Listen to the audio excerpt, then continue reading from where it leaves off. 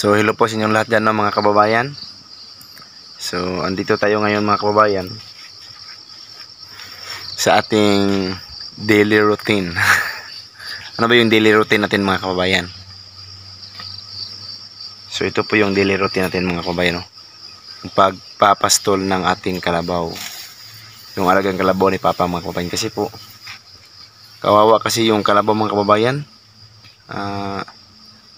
Ano siya, pumayat dahil na po sa wala na po masyadong pagkain dito.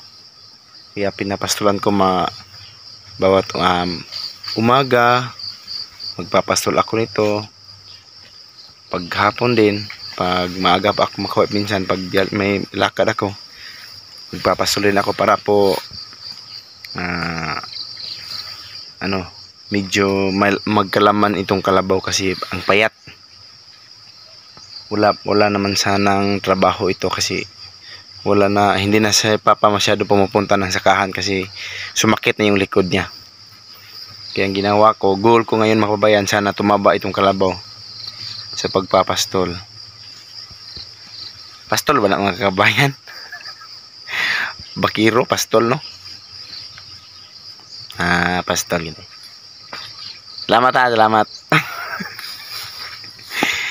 Kasi mga kababayan, hindi kasi tayo masyado sa Tagalog na hindi tayo marunong sa Tagalog.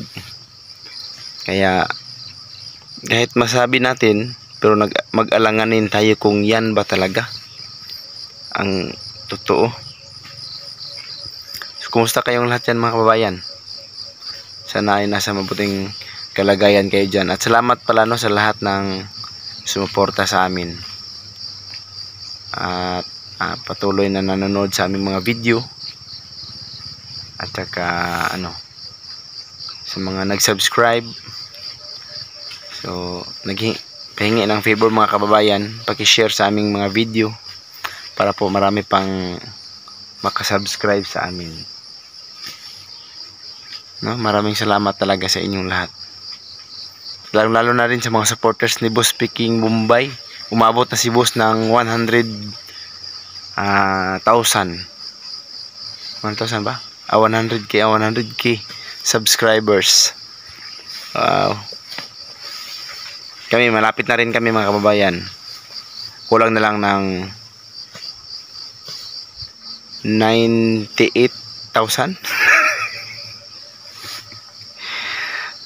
98,000 mahigit para mag 100,000 kami. May ito mga kababayan, gagamba. Yun, gagamba, ibang klaseng gagamba mga kababayan.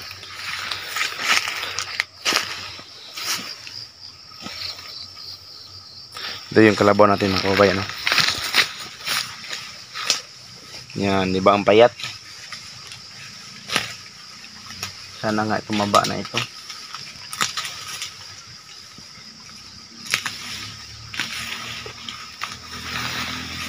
So ulitin ko, no, maraming salamat sa inyong lahat.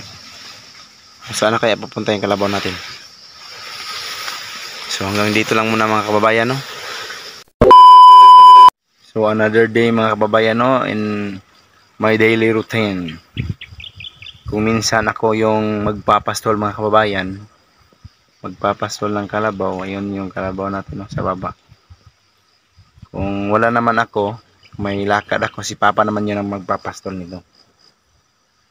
So, hindi talaga magugutom yung kalabaw. Magugutom lang siya mga kababayan pag naitali na siya doon sa kanyang lagayan na walang pagkain. Wala kasi kami ngayon ng pagkain mga kababayan. Kaya tiis-tiis muna sa pagpapastol. So ito po mga kababayan, no? Dahan natin yung kalabaw. Ito po yung kalabaw mga kababayan. Oh! Kita niya yung dami ng pagkain. Palakad-lakad pa rin. Hindi naman lang kakain ang kakain. Mabuti na lang mga kababayan ay medyo okay na yung panahon natin, no? May pakita na si Haring Araw. Hindi na katulad nung ilang mga araw.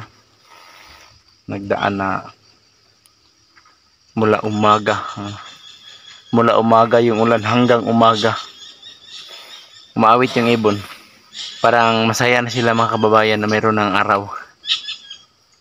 Umaawit. Oh. Diba? May awit ang mga ibon. Dahil sa kanilang kasiyahan. Andun sila sa punong kahoy.